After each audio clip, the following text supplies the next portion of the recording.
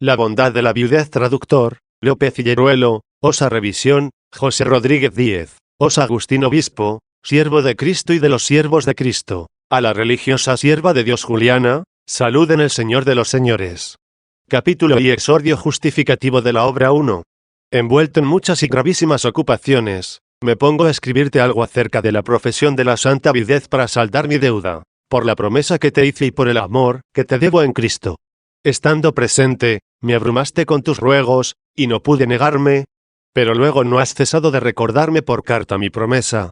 Cuando en este opúsculo halles algo que no se refiera a tu persona, o a la de aquellas que vivís juntas en Cristo, no debes tenerlo por superfluo. Aunque el escrito va dirigido a ti, no fue escrito tan solo para ti, ya que he querido aprovechar la ocasión de ser útil también a otros por tu medio. Si hallares algo que nunca fue para vosotras necesario o ya no lo es, pero vieres que lo es para otras, guárdalo y dalo a leer, para que así tu caridad sea de utilidad.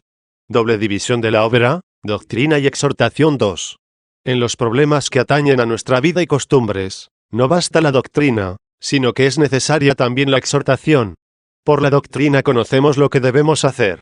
¿Y yo qué te podré enseñar sino lo que leemos en el apóstol? Porque la Sagrada Escritura ha fijado las normas de nuestra doctrina para que no osemos saber más de lo que conviene saber, sino que, como el mismo apóstol dice, sepamos con mesura, según el grado de fe que a cada uno le haya asignado el Señor 1. No voy, pues, a enseñarte otra cosa sino a exponerte las palabras del doctor apostólico y a discutirlas, según me lo permita el Señor. Capítulo 2. Precisión terminológica paulina sobre estados de vida 3. Dijo, pues, el apóstol, doctor de los gentiles, vaso de elección 2, digo yo a las solteras y viudas que es un bien para ellas el permanecer así, como yo mismo 3. Entendamos esa frase de modo que también a las viudas les convenga el calificativo de solteras, aunque primero fueron casadas. Con ese nombre de solteras designa a las que de hecho son libres, aunque antes no lo fueran, como aparece en otro lugar, donde distingue la mujer soltera y la virgen 4. Al decir virgen, ¿qué quiere decir soltera sino viuda? Después comprende ambas profesiones con el solo término de solteras, diciendo, la mujer soltera se preocupa de las cosas que son del Señor, como ha de agradar a Dios. En cambio, la casada se preocupa de las cosas que son del mundo, como ha de agradar al marido 5. Por soltera no quiere entender tan solo a la que nunca se casó, sino también a la que por su viudez ha quedado libre del vínculo de las nupcias, y ha dejado de ser casada. Casada llama tan solo a la que tiene marido, y no a la que lo tuvo y lo perdió. Por eso, toda viuda es soltera. Mas como no toda soltera es viuda, pues las hay que son vírgenes, puso los dos nombres, diciendo, digo yo a las solteras y viudas. Como si dijera, lo que digo a las solteras, se refiere no tan solo a las vírgenes, sino también a las viudas, es un bien para ellas permanecer así, como yo mismo 6. Capítulo 3. La bondad de la continencia viudal es mejor que la del matrimonio 4. Si tienes fe, o, mejor, porque tienes fe, mira que esto es un bien para ti comparándolo con el bien que el apóstol llama suyo. Breve es esta doctrina, y no hemos de desdeñarla por ser breve, sino que hemos de retenerla con mayor amor y facilidad, porque en su brevedad es preciosa. No recomendaría aquí un bien cualquiera, pues lo antepone sin vacilación a la fe de las casadas. Qué gran bien sea la fe de las casadas, esto es, de las cónyuges cristianas y religiosas, podemos colegirlo. Hablando el apóstol de evitar el adulterio, al dirigirse a los casados, dice, ¿no sabéis que vuestros cuerpos son miembros de Cristo? 7. Luego es tan grande el bien del matrimonio fiel, que hace a los casados miembros de Cristo. El bien de la continencia viudal es mejor todavía, pero la profesión no puede hacer que la viuda católica sea algo más que miembro de Cristo, sino que tenga un lugar superior al de casada entre los miembros de Cristo.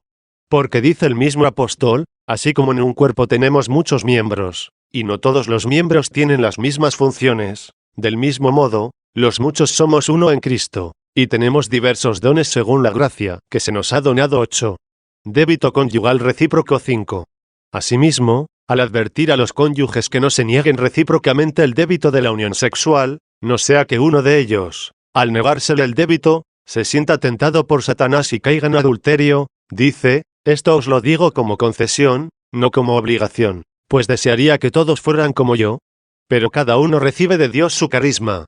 Unos uno y otros otro 9. Capítulo 4. El matrimonio sacramento justifica concupiscencias inmoderadas, bien vez que la pureza conyugal y la fe matrimonial del tálamo cristiano es un don de Dios. De tal modo que, aunque la concupiscencia carnal se exceda en su ejercicio más allá de lo que pide la necesidad de engendrar hijos, no se ha de reputar como un mal, sino como digno de condescendencia por el bien de las nupcias. No hablaba el apóstol del casamiento, que se realiza con el fin de engendrar hijos, en la fe de la pureza conyugal y en el sacramento del matrimonio, indisoluble mientras ambos cónyuges vivan. Hablaba del inmoderado uso del matrimonio, que se reconoce en la debilidad de los cónyuges y se perdona en gracia al bien de las nupcias, cuando decía, esto digo como concesión, no como obligación. 10. Dice asimismo, la mujer está ligada mientras viva el marido. Si el marido muere, queda libre para casarse con quien quiera, pero en el Señor. Más feliz será si permanece así, conforme a mi consejo. 11. Al hablar de este modo, evidencia que la mujer fiel que se vuelve a casar después de muerto su marido es feliz en el Señor, pero que la viuda es más feliz en el mismo Señor. Esto significa, citando las Escrituras no solo con palabras, sino también con testimonios, que Ruth 12 es feliz, pero que Ana 13 es más feliz. La profesión de viudez no condena segundas nupcias. 6. Por tanto, debes saber, ante todo, que por ese bien que tú has elegido no se condenan las segundas nupcias, sino que se les concede un honor inferior. Así como el bien de la santa virginidad, que ha preferido tu hija Demetríade, no condena tus primeras bodas, así tampoco tu viudez condena las segundas. Los herejes catafrigas y novacianos se crecieron. Y Tertuliano les llenó aún la boca de ruido, no de sabiduría, cuando condena las segundas nupcias con diente venenoso, puesto que el apóstol con mente sobria afirma que son lícitas en absoluto. No te dejes apartar de esta sana doctrina por discusiones de nadie, docto o indocto. No defiendas tu propio bien de manera que lo que no es malo, lo denuncies como malo en otros. Gózate en tu bien tanto más cuanto que ya ves que con él no solo evitas los males, sino que superas algunos bienes. Los males a que me refiero son el adulterio o la fornicación. Capítulo V. Buena la opción matrimonial, mejor la vidal de estos males queda muy lejos la que se compromete con un voto libre, y hace no por imperio de ley, sino por consejo de caridad, que ya no sean lícitas cosas que antes lo eran. Un bien es la pureza conyugal, pero un mayor bien es la continencia vidual. Este mayor bien queda honrado al subordinársele el otro bien. Pero este bien no queda condenado cuando se alaba al otro mayor bien. Bondad bíblica del matrimonio. 7. Cuando el apóstol recomienda el fruto de los célibes y solteros, porque se preocupan de las cosas que son del Señor, como agradarán a Dios. 14. Continúa diciendo, esto os lo digo para vuestro bien, no para tenderos un lazo, es decir, no para obligaros, sino mirando a lo que es honesto. 15. Al decir que es honesto el bien de las mujeres célibes, no debemos pensar que por lo mismo es deshonesto el vínculo conyugal, pues en ese caso deberíamos condenar incluso las primeras nupcias, cuando ni los catafrigas, ni los novacianos, ni Tertuliano, su elocuente mantenedor, osaron declararlas torpes. Al decir digo a las solteras y viudas que les es bueno permanecer como yo. 16, puso bueno por mejor. Cuando comparamos una cosa con otra y decimos que es mejor que la buena, sin duda también es buena. Pues, ¿qué significa mejor, sino más bueno? No saquemos la conclusión de que es un mal el volver a casarse porque el apóstol dijo les es bueno permanecer como yo. 17. Del mismo modo, cuando el apóstol dice sino mirando a lo que es honesto, no quiere decir que el matrimonio sea deshonesto. Recomendó con ese nombre general de honesto a lo que era más honesto que lo honesto. Pues, ¿qué significa honestius sino lo que es más honesto? Sin duda, lo que es más honesto es honesto. Abiertamente declaró que un bien era mejor que el otro al decir, quien casa a su hija, hace bien. Y quien no la casa, hace mejor. 18, y presentó una felicidad superior a la otra al decir, y más feliz será si permanece así. 19. Quiso llamar honesto a lo que es más honesto que lo honesto, mejor que lo bueno y más feliz que lo feliz. Dios nos libre de llamar torpe a lo que presenta el apóstol Pedro diciendo, maridos, honrad a vuestras esposas como a vaso más frágil y sumiso, como a coherederas de la gracia. 20.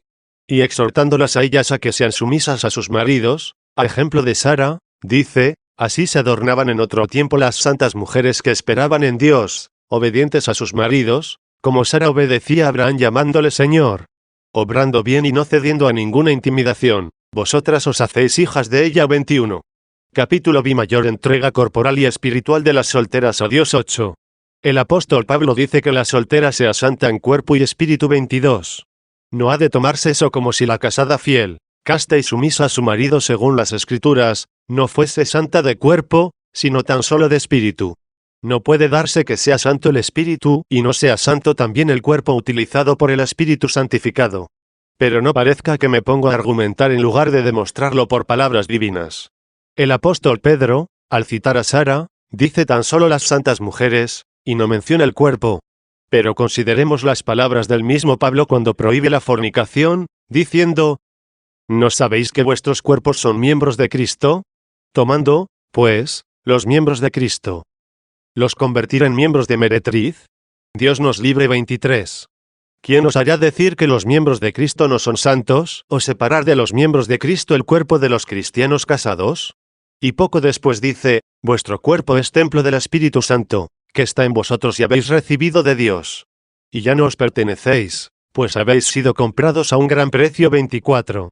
Dice que los cuerpos de los cristianos son miembros de Cristo y templo del Espíritu Santo, y, sin duda, quedan comprendidos los cristianos de ambos sexos. Luego, donde están las casadas, allí están las solteras, pero se distinguen por sus méritos, como unos miembros son preferidos a otros, aunque ninguno queda separado del cuerpo. Por lo tanto, al decir que la soltera sea santa de cuerpo y de espíritu. 25, quiere dar a entender una mayor santificación corporal y espiritual en las solteras, pero sin privar de la santificación el cuerpo de las casadas. Bondad de la viudez, más excelente que la conyugal. 9. Aprecia, pues, tu bien. O, más bien, recuerda que has aprendido a apreciar más tu propio bien porque hay otro bien inferior al tuyo, y no como si no pudiese ser un bien el tuyo, si el otro no fuese un mal o fuese algo. Los ojos corporales tienen un honor muy grande. Este sería menor si ellos solos existieran, y no hubiese otros miembros inferiores en el honor. En el mismo cielo, el sol supera a la luna por su luz, no la vitupera, y una estrella se distingue de otra por su gloria. 26, sin apartarse de ella con soberbia. Dios hizo todas las cosas, y he aquí que eran muy buenas. 27. No solo buenas, sino muy buenas, y no por otra razón, sino porque lo eran todas. De cada una de ellas había dicho y vio Dios, que era buena. Pero cuando las nombró a todas añadió el muy y dijo: vio Dios todas las cosas que hizo, y he aquí que eran muy buenas. 28. Porque algunas eran mejores que otras, pero juntas eran mejores que cada una por separado. La doctrina sana de Cristo te dé la salud en su cuerpo mediante su gracia. Que este espíritu tuyo que domina el cuerpo no pregone con insolencia o juzgue con ignorancia el bien espiritual y corporal que tienes, mejor que el de las casadas. En la antigua ley las santas mujeres se casaban por obediencia. 10. Llamé a Ruth virtuosa y a Ana más virtuosa porque aquella se casó 2 veces, y ésta quedó muy pronto viuda, y así vivió durante muchos años. Pero no concluyas que tú eres mejor que Ruth. Capítulo 7. Mejor viudez que bigamia porque en los tiempos proféticos tenían dispensa las santas mujeres, se veían obligadas a casarse por obediencia y no por concupiscencia para que se propagase el pueblo de Dios y fuesen enviados por delante los profetas de Cristo. El mismo pueblo del que había de nacer la carne de Cristo no era otra cosa que profeta de Cristo en todas aquellas cosas que le acaecían en figura. 29, ya en la persona de los que las sabían interpretar, ya en la de los que no sabían. Para que se propagase el pueblo, la sentencia de la ley declaraba maldito al que no propagase el linaje de Israel. 30. Por eso, las santas mujeres se encendían no en el apetito carnal, sino en la piedad de dar a luz. Con razón podemos creer que no hubiesen buscado la unión sexual si los hijos pudieran venir de otro modo. También a los varones se les permitía tener muchas mujeres. Pero la causa no era la concupiscencia de la carne, sino la providencia de la generación, como se comprueba advirtiendo que, si a los santos varones se les permitía tener muchas mujeres, no se les permitía a las santas mujeres tener varios maridos. Hubiesen sido tanto más ruines cuanto más hubiesen apetecido lo que no las hacía más fecundas. He ahí por qué la virtuosa Ruth, al carecer de la descendencia que era necesaria en Israel, buscó otro marido de quien recibirle al morir solo el primero. Se casó, pues, 2 veces. Pero era más virtuosa la viuda Ana, que solo tuvo un marido, porque mereció ser profetisa de Cristo. No tuvo hijos, o por lo menos la Escritura lo dejó sin declarar. Hemos de creer que previó que Cristo iba a nacer de una virgen con el mismo espíritu con que pudo reconocerle cuando era niño. Con razón, pues, rechazó las segundas nupcias aunque carecía de hijos, si es que carecía de ellos. veía llegado el tiempo en que se serviría a Cristo no con la obligación de parir, sino con el afán de contenerse. Mejor con la castidad de las costumbres vitales que con la fecundidad de las entrañas conyugales. Ahora bien, si es que Ruth conoció que por su carne se propagaría el linaje del que Cristo había de tomar su cuerpo, y casándose se puso al servicio de ese conocimiento, ya no me atrevo a asegurar que la viudez de Ana fuese más virtuosa que la fecundidad de Ruth. Capítulo 8. En la nueva ley es mejor renunciar a las segundas nupcias, salvad a la incontinencia.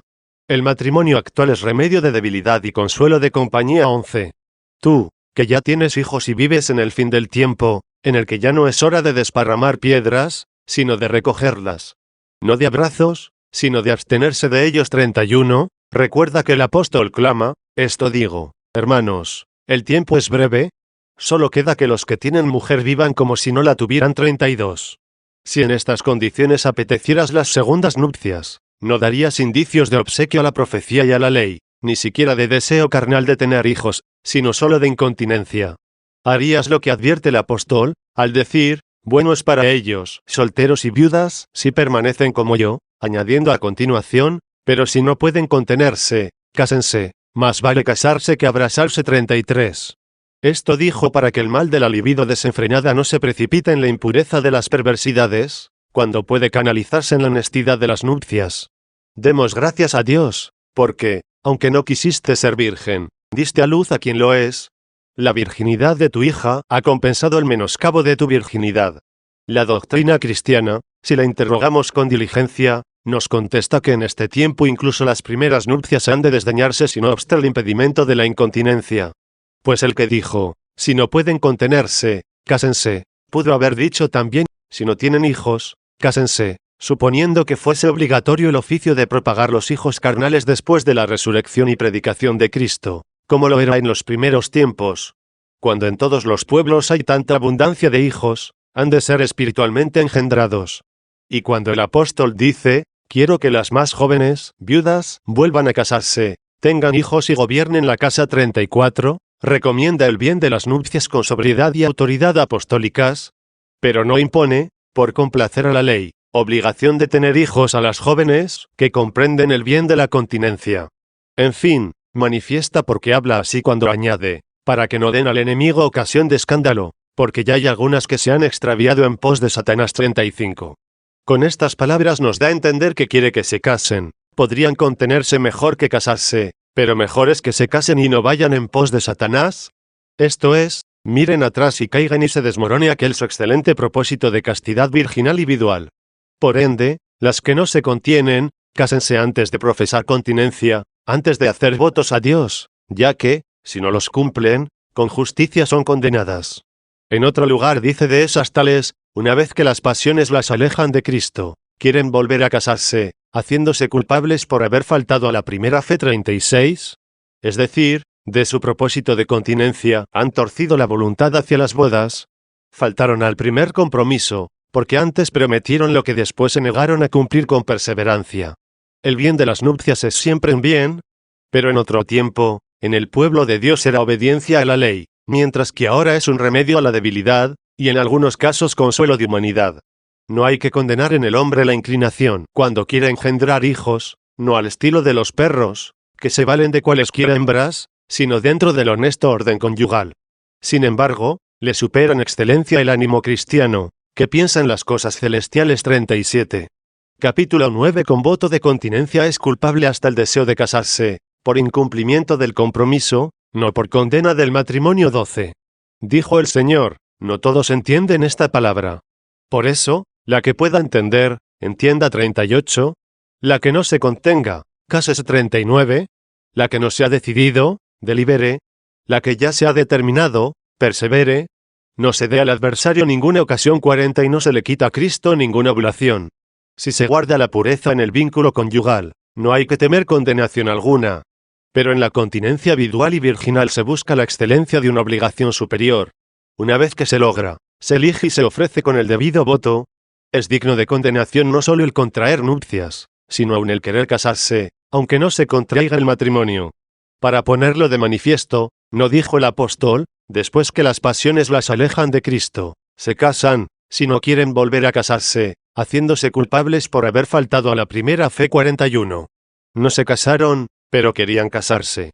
Y no es que se condenen las nupcias, aun las de esas tales, sino que se condena el incumplimiento del compromiso. ¿Se condena la violada fe del voto? No se condena la adopción de un bien inferior, sino la caída de un bien superior. Finalmente, se condena a las tales no porque tardaron en aceptar la fe conyugal, sino porque faltaron a la primera fe. El apóstol, para insinuarlo con brevedad, no quiso decir que quedan condenadas las que se casan después de haber aceptado el compromiso de una superior santidad, y no porque ellas no queden condenadas, sino para que no se creyese que condenaba las mismas nupcias. Solo dijo, quieren volver a casarse, y añade, haciéndose culpables. Y explica por qué, porque faltaron a la primera fe. Así se ve que queda condenada la voluntad, que quebrantó el compromiso, ya se sigan, ya falten realmente las bodas. Capítulo X. La profesión formal de continencia, virginal o vidal, incumplida no lleva a adulterio, ni a matrimonio inválido. La Iglesia total es virgen para todos los estados de vida. 13. Por lo tanto, me parece que los que dicen que las bodas de las tales no son nupcias, sino más bien adulterio, no consideran con bastante agudeza y diligencia lo que dicen. Les engaña la apariencia de la verdad. Se dice que por la cristiana santidad rehúsan ellas las bodas, y prefieren la unión con Cristo, y de aquí algunos quieren argumentar diciendo, si es adúltera la que se casa con otro viviendo su marido, como el mismo Señor lo definió en el Evangelio. 42, vivo está Cristo, ya que la muerte no le dominará. 43, luego es adúltera la que se casa con un hombre, si había elegido la unión con Cristo. Los que eso dicen parecen agudos, pero no se fijan en el enorme absurdo que se sigue de su argumentación. La mujer que en vida de su marido, y de acuerdo con él promete continencia a Cristo. 44, ¿no debería hacerlo según la lógica de estos?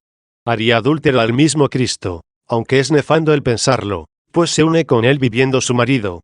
Además, puesto que las primeras nupcias son más plausibles que las segundas, las santas viudas podrían pensar que Cristo es como su segundo marido, lo que es absurdo.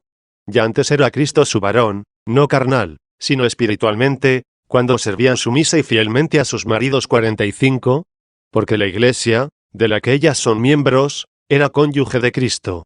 Y esa Iglesia, por la integridad de su fe, esperanza y caridad, es toda entera virgen, no solo en las santas vírgenes, sino también en las viudas y casadas cristianas. A toda la Iglesia, de quien ellas son miembros, se refiere el apóstol al decir, os he desposado a un solo marido para presentaros a Cristo, como casta virgen. 46. Sabe él hacer fecunda sin corrupción a su virgen esposa, pues en la misma carne pudo su madre engendrarle sin corrupción. Por esa creencia menos considerada, que estima que no son matrimonios los de esas mujeres, que se casan quebrantando su santo compromiso, sobreviene un mal no pequeño, las mujeres se separan de sus maridos como si fuesen adúlteras y no esposas. Y así, mientras se pretende separarlas para que guarden continencia, se hace a sus maridos verdaderos adúlteros, pues viviendo sus mujeres se desposan con otras. Capítulo 11. El voto profesado y quebrantado es subjetivamente peor que el adulterio, pero el matrimonio es bueno. 14. No puedo afirmar que cuando esas mujeres quebrantan su más noble compromiso contraen un adulterio y no un matrimonio. Pero es indudable que tales caídas y violaciones de la más santa castidad prometida al Señor son peores que el adulterio. Es indubitable que ofende a Cristo uno de sus miembros, cuando no guarda fidelidad al marido. Pues, ¿cuánto más grave será la ofensa, cuando no se le guarda la fidelidad a él mismo en aquello que él no exigía antes de prometérselo, pero lo exige una vez prometido? El que no cumple lo que prometió invitado por un consejo, y no obligado por un precepto, tanto más aumenta la iniquidad al quebrantar el voto cuanto menos necesidad tenía de pronunciarlo. Discuto este punto para que no estimes que las segundas nupcias son un mal, o que son un mal las nupcias solo por ser nupcias. No pretendas, pues, condenarlas, sino simplemente dejarlas. El bien de la continencia vidal brilla más cuando al profesarlo y prometerlo desdeñan las mujeres lo que les era lícito y libre. Pero después de profesar ese voto han de frenar y dominar su libertad, porque ya no les es lícito. Capítulo 12. Bondad, que no más felicidad, de la repetición de nupcias sucesivas. 15. Los hombres suelen preguntar por las terceras y cuartas nupcias y aun por otras ulteriores. Responderé brevemente que no me atrevo a condenar cualesquiera nupcias, ni tampoco a suprimir la vergüenza del número. Mas si a alguno le desagrada la brevedad de esta respuesta mía, sepa que estoy pronto a escuchar al discutidor, que me reprende.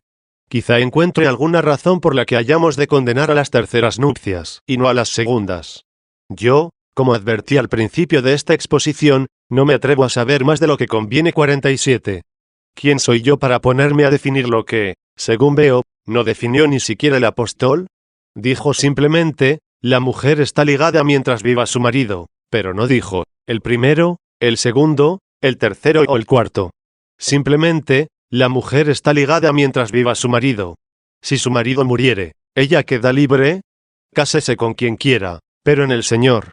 Y será más feliz si permanece así. 48. No sé qué puede añadirse o quitarse a la frase por lo que toca a este punto. Además, oigo que Cristo, Maestro y Señor nuestro y de los apóstoles, respondió a los saduceos cuando le preguntaron de quién había de ser esposa una mujer que no tuvo un marido o dos, sino 7. Los increpó diciendo, erráis por no conocer las Escrituras ni el poder de Dios. En la resurrección no se casarán ni tomarán mujer, porque no empezarán a morir, sino que serán iguales a los ángeles de Dios. 49. Aludió a la resurrección de aquellos que resucitarán 50 para la vida, no a la de los que resucitarán para la pena. Podía haber dicho, erráis por no conocer las Escrituras ni el poder de Dios, pues en aquella resurrección no podrán darse esas mujeres de muchos maridos. Y aún podía haber añadido que ninguna de ellas se casaba. Pero, según vemos, ni siquiera condenó con su propia sentencia a la mujer de tantos maridos. Sin embargo, no me atrevo a decir, porque me lo impide el sentido del pudor humano, que una mujer se case cuantas veces quiera, según vayan muriendo sus maridos. Pero tampoco me atrevo a condenar por mi propia opinión, sin la autoridad de la Santa Escritura, un número cualquiera de nupcias. Lo que digo a la viuda de un marido, lo digo a toda viuda, más feliz serás si permaneces como estás. Capítulo 13. A mayor virtud de continencia, mayor bondad de viudez independientemente del número de nupcias y del tiempo viudal. 16. Suele preguntarse, y no sin agudeza, que digamos si podemos que viuda ha de ser preferida por razón de sus méritos, si la que vivió largo tiempo con un solo marido, y luego profesó la continencia, una vez que enviudó y dejó sus hijos criados y salvos, o la que en su adolescencia perdió en 2 años 2 maridos sin tener hijos para su consuelo, y luego hizo voto de continencia y envejeció en esa perseverante santidad. Ejercítense, si pueden, en esto, discutiendo y demostrándonos algo los que aprecian el mérito de las viudas por el número de los maridos, y no por las fuerzas para mantener la continencia.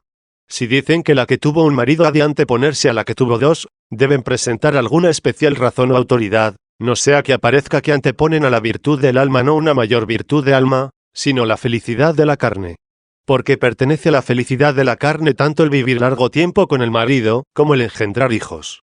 ¿Qué otra cosa fue el vivir largo tiempo con el marido sino felicidad de la carne? Se exaltan los méritos de aquella Ana principalmente porque, habiendo perdido tan pronto a su marido, luchó con la carne durante su prolija edad y triunfó. Y así está escrito, y era Ana la profetisa, hija de Fanuel, de la tribu de Aser, muy avanzada en años. Casada en los de su adolescencia, vivió 7 con su marido y permaneció viuda hasta los 84. No se apartaba del templo, sirviendo con ayunos y oraciones noche y día. 51. Ya ves cómo se alaba a la santa viuda, no solo porque tuvo un marido, sino también porque, habiendo vivido pocos años con él en su adolescencia, mantuvo en el servicio piadoso la obligación de su continencia viudal hasta una senectud tan avanzada. Capítulo 14. La piedad sincera, principal prerrogativa de la viuda santa. 17. Pongamos ante nuestra consideración 3 viudas, cada una de las cuales tenga parte de lo que Ana tenía junto. Pongamos una viuda de un solo marido, pero que carece de la prolongada viudez, porque vivió muchos años con su marido, y que carece también de la piedad afanosa en el servicio con oraciones y ayunos. Pongamos otra que, después de vivir poco tiempo con su primer marido y haber perdido muy pronto al segundo, llega viuda a una avanzada edad, pero que no se entrega tanto al servicio religioso de los ayunos y oraciones. Pongamos, finalmente, una tercera viuda que no solo tuvo 2 maridos, sino que vivió con cada uno de ellos o con uno de los 2 largo tiempo y quedó viuda en su avanzada edad. Si quisiera volver a casarse, podría engendrar hijos, pero profesa la continencia viudal. Mas atenta a Dios, se preocupa más de agradarle con sus obras, sirviéndole, lo mismo que Ana, con ayunos y oraciones noche y día. 52. Si discutimos cuál de estas sobresale por sus méritos, ¿quién no verá que hay que adjudicarle la palma en este certamen a la piedad mayor y más ferviente? Asimismo, si ponemos otras 3 que tengan 2 de estas cualidades, faltándoles una. ¿Quién dudará que la mejor será las que en sus dos bienes tenga una más piadosa humildad para que sea más alta su piedad? Estimulación a Juliana, para ser Ana 18. A ninguna de estas 6 viudas corresponde tu caso. Si mantienes hasta la senectud ese tu voto, puedes reunir las 3 condiciones en las que sobresalió el mérito de Ana.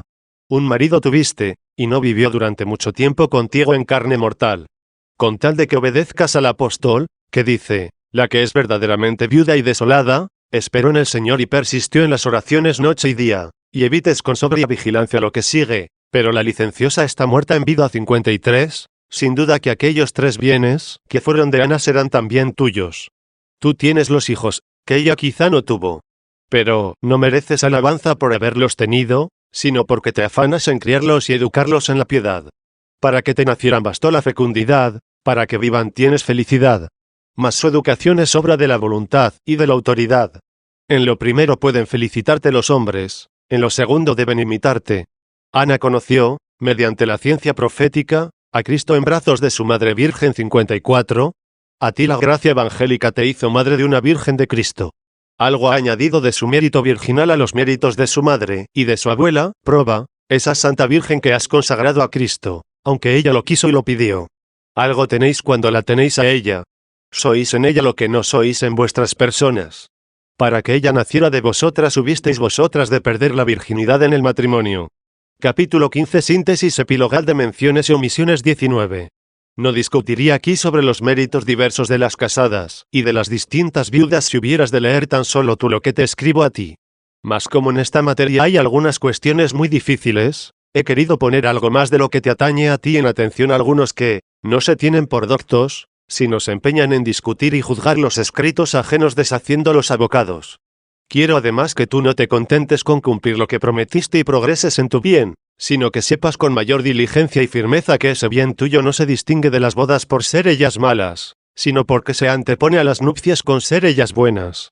No te seduzcan los que condenan a la viuda, que se casa aunque ejercite una admirable y ferviente continencia, absteniéndose de muchas cosas que tú tienes. No te seduzcan hasta el punto de que los imites en sus sentimientos, aunque no puedas imitarlos en sus obras.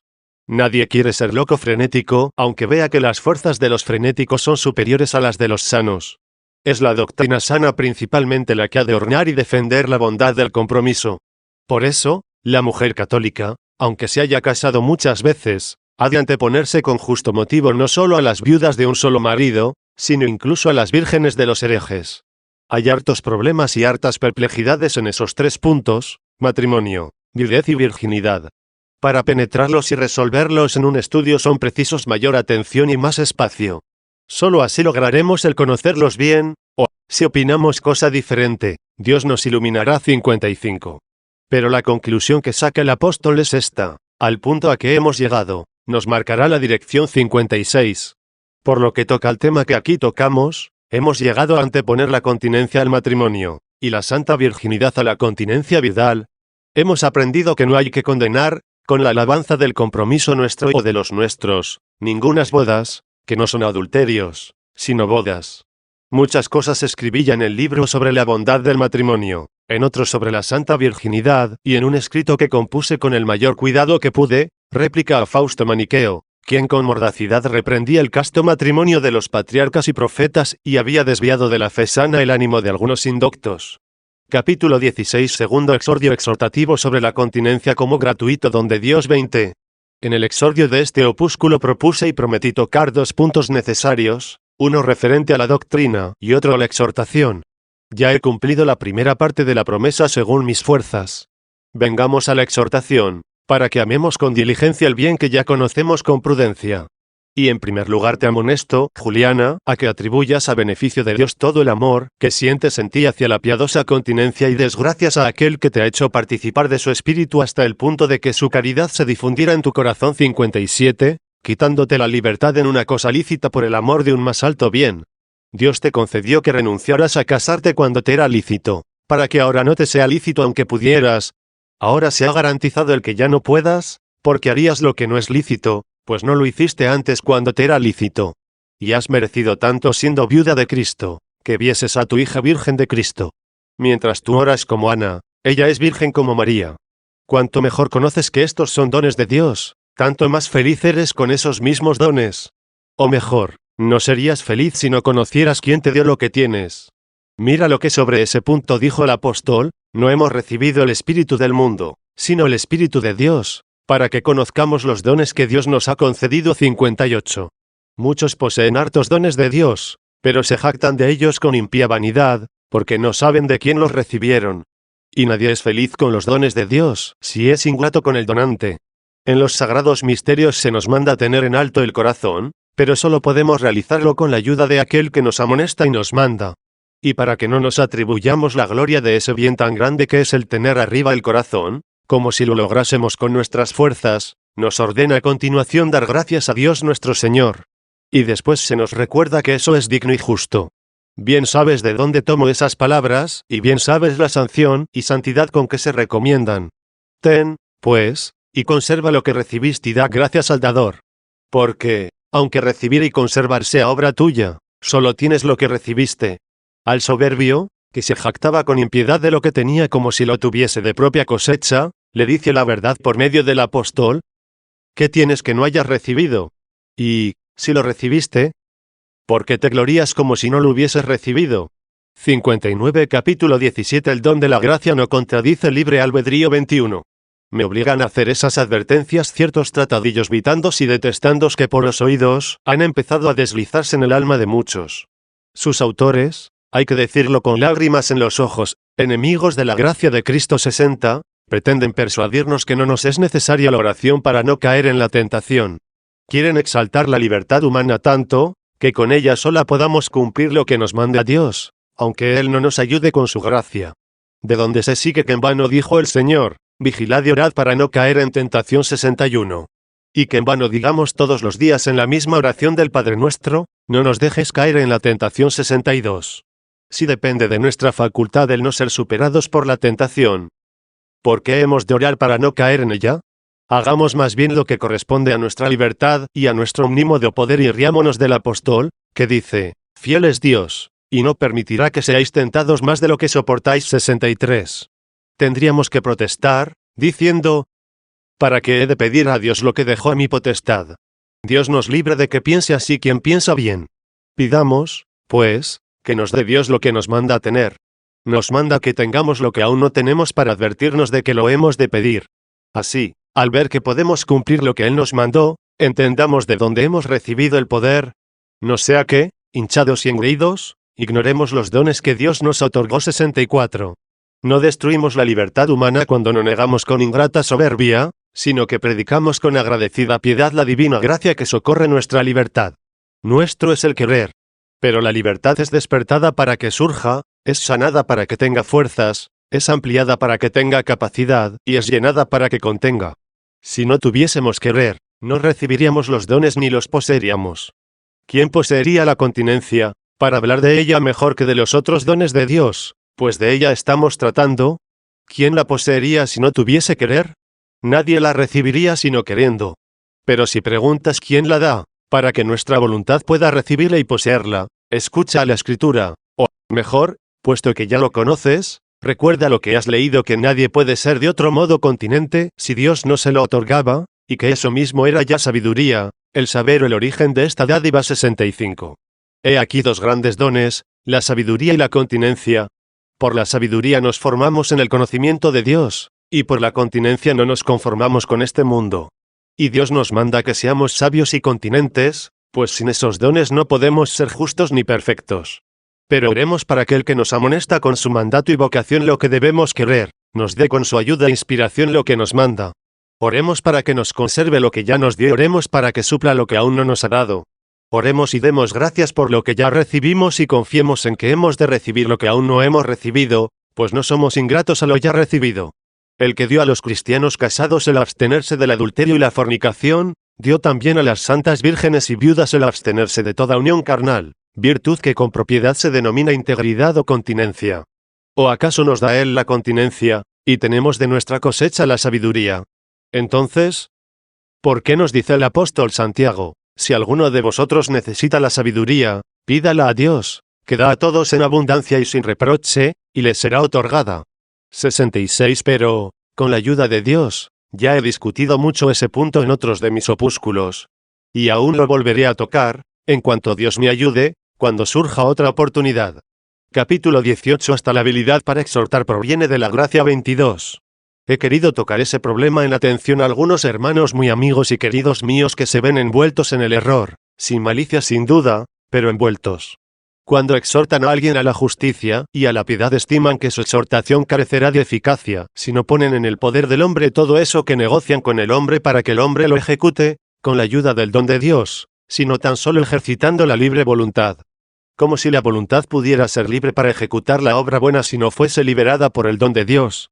¿No miran que es un don de Dios esa misma facultad que poseen de exhortar para que las voluntades de los hombres se exciten a abrazar la buena vida cuando son indolentes, se inflamen cuando son frías, se corrijan cuando son malas, se conviertan cuando están desviadas y se sosieguen cuando son rebeldes? Solo así pueden persuadir lo que persuaden. Si no ejercen esa influencia las voluntades de los hombres, ¿qué es lo que hacen? ¿Para qué hablan? Déjenlas a su libertad. Pero, si ejercen esa influencia, ¿podrá el hombre con su palabra influir tanto en la voluntad del hombre, y no podrá Dios influir nada con su ayuda? Por el contrario, aunque el hombre goce de un extraordinario poder de la palabra, de modo que con su agudeza en el discutir y su suavidad en el decir siempre en la voluntad humana la verdad, nutra la caridad, arranque el error con su doctrina y la indolencia con su exhortación, con todo, ni el que planta es algo ni el que riega, sino Dios, que da el incremento. 67. En vano lo tramaría todo operario desde el exterior, si el Creador no obrase calladamente desde el interior. Espero, pues, que por el mérito de vuestra excelencia irá pronto esta carta a manos de los tales, pues en atención ellos estimé que debía decir algunas cosas. En fin, quiero que tú y cualesquiera otras viudas, que esto leyeren u oyeren leer sepáis que, para amar y poseer mejor el don de la continencia, más os aprovechará vuestra oración que mi exhortación. Porque, si en algo os ayuda el que yo os dirija estas palabras, todo hay que atribuirlo a la gracia de aquel en cuyas manos estamos nosotros y nuestras palabras. 68. Como está escrito. Capítulo 19. Exhortación a la bondad de la viudez de Juliana con entrega interior a Cristo Redentor. 23. Si aún no hubieses pronunciado el voto de continencia viudal, te exhortaría a pronunciarlo. Como ya prometiste, te exhorto a la perseverancia. Pero tengo que decirte algunas cosas para que amen y abracen la continencia algunas que pensaban casarse. Inclinemos, pues, el oído al apóstol, que dice, la que está soltera se preocupa de las cosas del Señor para ser santa en cuerpo y espíritu. En cambio, la casada se preocupa de las cosas del mundo, como ha de agradar al marido. 69. No dice, se preocupa de las cosas del mundo para no ser santa. Pero ciertamente la santidad conyugal es inferior por esa parte de las preocupaciones con que piensa en el deleite mundano. Esa atención, que hay que poner en las cosas para agradar al marido, debe en cierto modo la soltera cristiana recogerla y reconducirla a la atención con que ha de agradar a Dios. Y mira a quién agrada la que agrada al Señor. Tanto más feliz será cuanto más le agrade. En cambio, cuanto más piensa en las cosas del mundo, tanto menos le agrada. Agradad, pues, con toda la atención al que es más hermoso por su forma, que todos los hijos de los hombres. Le agradáis por la gracia que tiene, y que se ha derramado en sus labios. 70.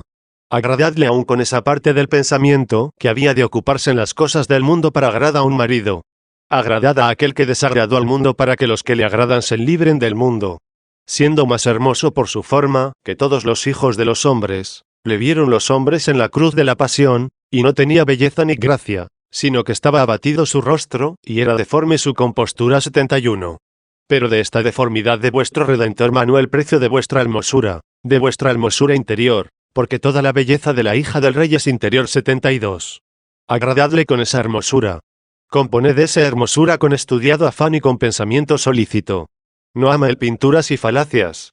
La verdad se deleita con lo verdadero, y él, si recordáis lo que habéis leído, se llama la verdad al decir, yo soy el camino, la verdad y la vida. 73. Corred por él hacia él. Agradadle a él en lo que es de él. Vivid con él, en él y de él. Con afectos verdaderos y con santa castidad amad el ser amadas por un tal varón. Ejemplaridad laudable de toda la familia. Anicia. 24. Escuche también esto el oído interior de esa santa virgen, hija tuya, Demetríade. ¿Cuánto ha de precederte ella en el reino de aquel rey es otra cuestión? De todos modos, habéis hallado a quien habéis de agradar con la hermosura de la castidad juntas la madre y la hija, desdeñando las bodas, tú las segundas y ella todas. Si ambas tuvieseis maridos a quienes agradar, quizás sentirías rubor de adornarte como tu hija, mas ahora no siente rubor de hacer obras que os adornen a las dos, porque no es penable, sino glorioso, el que ambas seáis amadas por el mismo varón. Quizá no usaríais ya el blanco, el colorete y las pinturas postizas aunque tuvieseis maridos, estimando ser indigno de ellos el que los engañéis, y de vosotras al tener que engañarlos. Ahora agradad juntas. Uníos juntas con sinceridad a aquel rey que desea la hermosura de su única esposa 74, cuyos miembros sois vosotras 75. Uníos, tu hija con la integridad virginal, tú con la continencia vidal, y ambas con la hermosura espiritual. En esa hermosura os acompaña también la abuela de la muchacha, suegra tuya, Proba, que, sin duda, es ya muy anciana. Pero mientras la caridad de su vida anterior siga extendiendo hacia adelante el vigor de esa hermosura, no pone en ella arrugas la ancianidad. Con vosotras tenéis a la santa anciana, en familia y en Cristo, para consultarla acerca de la perseverancia, cómo hay que pelear con aquella o en aquella tentación, que se ha de hacer para vencerla con facilidad, qué defensas hay que procurar para que no vuelva a deslizarse. Si llegase el caso, os enseñará, pues el tiempo la ha confirmado en su ciencia. Es benévola por el amor, solícita por la piedad y está asegurada por la edad. Tú principalmente consulta en tales casos a la que tiene tanta experiencia. Porque vuestra hija canta aquel cántico que, según el Apocalipsis, no pueden cantar sino las vírgenes 76. La anciana ora por vosotras dos con más solicitud que por sí misma, pero más todavía por la nieta, a quien queda un mayor espacio de tentaciones que vencer.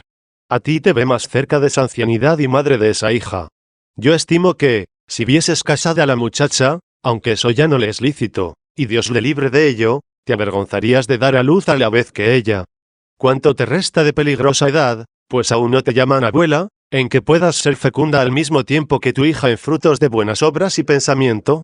Con razón, pues, se preocupa más la abuela por la nieta, como te preocupas tú, que eres su madre, más por ella que por ti. Es más excelente lo que ella ha profesado y le queda todo por cumplir, pues acaba de comenzar. Escuche el Señor las preces de la abuela para que seáis obsequiosas con sus méritos, ya que parió la carne de tu marido en su juventud y el corazón de tu hija en su senectud.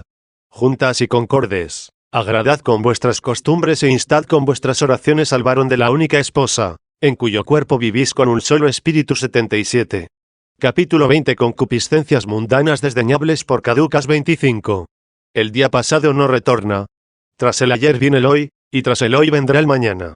Y pasan todos los tiempos y todo lo temporal para que venga la promesa permanente. Y el que perseverara hasta el fin, ese será salvo 78. Si el mundo ya perece, la casada, ¿para quién da luz? Si piensa parir con el corazón y no con la carne, ¿para qué se casa? Y si ha de durar el mundo, ¿por qué no se ama más bien al Creador del mundo? Si ya se desvanecen los atractivos seculares, el alma cristiana nada tiene que conquistar con su codicia, y si no se desvanecen, ahí tiene lo que ha de desdeñar con su santidad. En el primer caso, la liviandad ha perdido la esperanza. En el segundo, aumenta la gloria de la caridad. ¿Cuántos son esos años en los que parece resplandecer la flor de la edad carnal? Algunas mujeres, que soñaban o codiciaban con ardor las nupcias, son desdeñadas y postergadas y envejecen de pronto, de manera que ya sienten más pudor que ganas de casarse. Algunas casadas, tras una reciente unión, vieron a sus maridos partir a regiones distantes, y envejecieron esperando su vuelta. Quedaron muy pronto como viudas, y ni siquiera lograron en su ancianidad contemplar la vuelta de sus maridos. Pues sí, a pesar de la concupiscencia carnal, se pudo evitar el adulterio o el estupro cuando las esposas eran desdeñadas o postergadas o cuando los maridos peregrinaban. ¿Por qué no se podrá evitar un sacrilegio? Si la concupiscencia pudo ser reprimida cuando se inflamaba con la tardanza, ¿por qué no será sofocada cuando se enfría con la amputación? Sin duda, soportan una más ardiente concupiscencia los que no han perdido la esperanza de satisfacerla. En cambio, las que han hecho a Dios voto de castidad suprimen la misma esperanza, que suele fomentar el amor. Por eso se domina con mayor facilidad una concupiscencia, que ya no se enciende con ninguna esperanza, sin olvidar que, cuando no oramos para vencer la concupiscencia, se desea con mayor ardor lo ilícito. Capítulo 21. Suplan las delicias espirituales a las carnales 26. Ocupen, pues, en la santa castidad las delicias espirituales en lugar de las delicias carnales, la lectura, la oración, los salmos, los buenos pensamientos, la asiduidad en las buenas obras, la esperanza del siglo futuro y el corazón puesto allá arriba, y se den, por todos estos bienes, las acciones de gracias al Padre de las luces, de quien, sin duda alguna, viene todo regalo óptimo y todo don perfecto 79, porque, si el lugar de las delicias que las casadas tienen con sus maridos lo ocupan otras delicias carnales que sirvan de consuelo, ¿para qué he de decir yo los males que se siguen, cuando el apóstol dice brevemente que la viuda que vive licenciosamente está muerta? 80 Muy lejos de vosotras el sustituir con la codicia de las riquezas la codicia de las nupcias, sustituyendo en vuestro corazón al amor del marido el amor del dinero. Porque, viendo la sociedad humana, con frecuencia experimentamos que en algunos, al disminuir la lascivia, crece la avaricia. También sucede eso en los sentidos corporales, tienen mejor oído los ciegos, y por el tacto disciernen muchas cosas con mayor vivacidad que los que tienen vista. Por donde se entiende que la atención de sentir, que se dirigió hacia una puerta, esto es, hacia los ojos, y la encuentra cerrada, se ejercita en los otros con más pronta agudeza de discernimiento, como si se empeñasen con pensar por un lado lo que falta por otro. Del mismo modo, la codicia carnal, cohibida en el deleite sexual, se vierte con mayor ímpetu en el apetito de dinero. Como se la rechaza ya, se vuelve acá con más ardiente ímpetu. Enfríese en vosotras el amor a las riquezas juntamente con el amor a las bodas y dirigid el uso piadoso de vuestras posesiones hacia las delicias espirituales, para que vuestra liberalidad se ejerza con mayor fervor en ayudar a los pobres que en enriquecer a los avaros. Porque el tesoro celeste no recibe los dones de los codiciosos, sino las limosnas de los pobres, que en inconmensurable medida ayudan a las oraciones de las viudas. Si los ayunos y vigilias, en cuanto no dañen a la salud, se conciertan con la oración y salmodia, con la lectura y la meditación en la ley del Señor, esas mismas obras que parecen laboriosas se convierten en espirituales delicias. Porque de ninguna manera es fatigoso el trabajo de los que aman, sino que deleita, como acontece a los que cazan, ponen redes, pescan, vendimian, negocian o se deleitan en cualesquiera juegos. Importa, pues, mucho lo que se ha de amar. Porque en lo que se ama, o no se trabaja o se ama el trabajo. Mira cuán vergonzoso y doloroso ha de ser el que se ame el trabajo, de cazar una fiera, el de llenar una copa o un fardel, el de lanzar una pelota, y no se ame el trabajo de conquistar a Dios. Capítulo 22 Hay que procurar tener buena reputación 27. En todas esas espirituales delicias de que disfrutan las solteras debe también ser cauto su trato, no sea que sin tener mala vida por lascivia tengan mala fama por abandono. No hay que escuchar a aquellos, varones o mujeres, que son reprendidos en algún punto por su incuria, por la que hacen concebir alguna sospecha, y contestan que su conciencia les basta delante de Dios, desdeñando la opinión de los hombres no solo con temeridad, sino también con crueldad. Dan muerte al alma de los otros, ya porque éstos blasfeman contra el camino del Señor cuando, según sus sospechas, les parece torpe la vida de los santos que es casta, ya porque otros los imitan excusándose, no con lo que ven, pero sí con lo que sospechan. Por lo tanto, el que guarda su vida de las acusaciones de torpeza y de maldad, obra bien para sí, y quien además guarda su reputación, es también misericordioso para los otros. Nosotros tenemos necesidad de nuestra vida, pero los demás la tienen de nuestra fama, y en verdad que, al proveer con misericordia a la salud de los otros, trabajamos por nuestra utilidad también. Por eso no dijo en vano el apóstol, procuramos hacer el bien no solo delante de Dios, sino también delante de los hombres 81. Dice asimismo, agradad a todos en todo, como procuro yo agradar a todos en todo, no buscando mi conveniencia, sino la de todos, para que se salven 82. Y en otra exhortación insiste, por lo demás, hermanos, atended a cuanto haya de verdadero, de honorable, de justo, de puro, de amable, de virtuoso, de digno de alabanza. A eso estad atentos, y practicad lo que habéis aprendido y recibido y habéis oído y visto en mí 83. Ya ves cómo, entre otras muchas cosas que cita en su exhortación, no descuida poner lo digno de alabanza. En dos palabras encierra todo al decir, virtud y alabanza. Porque a la virtud pertenecen los bienes que antes mencioné, mientras que la fama se refiere a la alabanza. Estimo que no tenía en mucho el apóstol la alabanza de los hombres cuando nos dice en otro lugar, en cuanto a mí, muy poco me da de ser juzgado por vosotros o por cualquier tribunal humano 84. Y en otro lugar dice, si tratase de agradar a los hombres, no sería siervo de Cristo 85. Y también, porque mi gloria es esta, El testimonio de mi conciencia 86. Retenía esos dos bienes, la buena vida y la buena fama, o para ser más breve, la virtud y la alabanza. Lo uno con sabiduría, en atención a su propia persona, y lo otro con misericordia, en atención a los demás. Pero aún la mayor cautela no podrá evitar del todo las malas sospechas. Por eso, una vez que hemos trabajado lo que hemos podido por mantener nuestra reputación, si todavía quedan algunos que se empeñan en difamarnos fingiendo o creyendo el mal, nos queda el consuelo de nuestra conciencia, y también el gozo de que nuestro galardón será grande en el cielo, puesto que los hombres hablan harto mal de nosotros mientras vivimos piadosa y justamente 87. Ese galardón es como el estipendio de los que pelean con las armas de la justicia no solo a la derecha, sino también a la izquierda. Es decir, con gloria o ignominia, con mala o buena fama 88. Capítulo 23 Perseverancia y exhortación a la vida consagrada en viudez y virginidad 28. Seguid, pues, viudas y vírgenes, vuestra carrera y perseverad corriendo hasta la meta, y con el ejemplo de vuestra vida, y con la palabra de vuestra exhortación arrastrad en vuestra carrera cuantas podáis.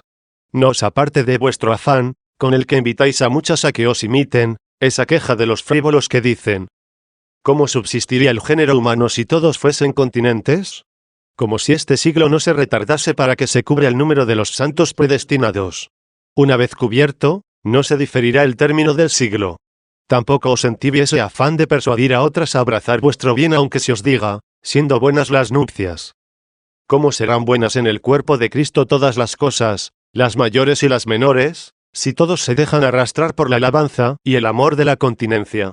En primer lugar, porque, aunque os esforcéis para que todas sean continentes, siempre lo serán muy pocas. En efecto, no todos comprenden esta palabra, sino que, como está escrito, el que pueda entender, entienda 89, entenderán las que puedan, si esto se pregona aún a las que no entienden. En segundo lugar, no debemos temer que por ventura lo entiendan todas, y entonces falte en el cuerpo de Cristo alguno de los bienes menores, esto es, la vida conyugal. Porque, si todas lo entendieren y todas abrazaren la continencia, deberemos creer que eso mismo estaba predestinado, de modo que los bienes conyugales habrán satisfecho ya el número de sus miembros, pues en tanta cantidad han pasado ya de esta vida a la otra. Porque, si ahora todas fuesen continentes, no por eso se dará el honor de las continentes a las que ya guardaron en el granero del Señor su fruto de 30-90, si por ese número hemos de entender el bien conyugal. Esos diferentes bienes tendrán allí su propio lugar, aunque en adelante ninguna mujer quiera casarse o ningún varón quiera tomar mujer. No temáis, pues, insistir con todas vuestras fuerzas para que las otras sean lo que sois vosotras. Y orad con vigilancia y fervor para que, con ayuda de la diestra del excelso y con la abundancia de la misericordiosa gracia del Señor, perseveréis en lo que sois y progreséis hacia lo que seréis. Recomendaciones finales al trío comunitario de Iglesia Doméstica 29. En fin, os ruego, por aquel de quien recibisteis ese don, y esperáis el premio de tal don, que os acordéis de inscribirme a mí en vuestras oraciones con toda vuestra iglesia doméstica. Oportunamente hube de escribir a vuestra madre, ya anciana, una epístola acerca de la oración. A ella toca en primer lugar el luchar por vosotras en la oración, pues tiene ya menos preocupación por sí misma que por vosotras.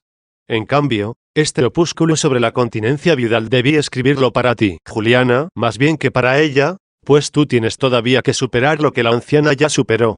En fin, si esa vuestra hija y santa virgen, Demetríade, desea alguno de mis trabajos acerca de su profesión, ahí tiene para leer un libro mío grande sobre la santa virginidad. Te había aconsejado que lo leyeras también tú, porque contiene muchas cosas necesarias a ambos géneros de castidad, virginal y viudal. Aquí he tocado levemente algunos puntos y otros los pasé por alto, porque allí disputé largamente sobre ellos. Que perseveres en la gracia de Cristo.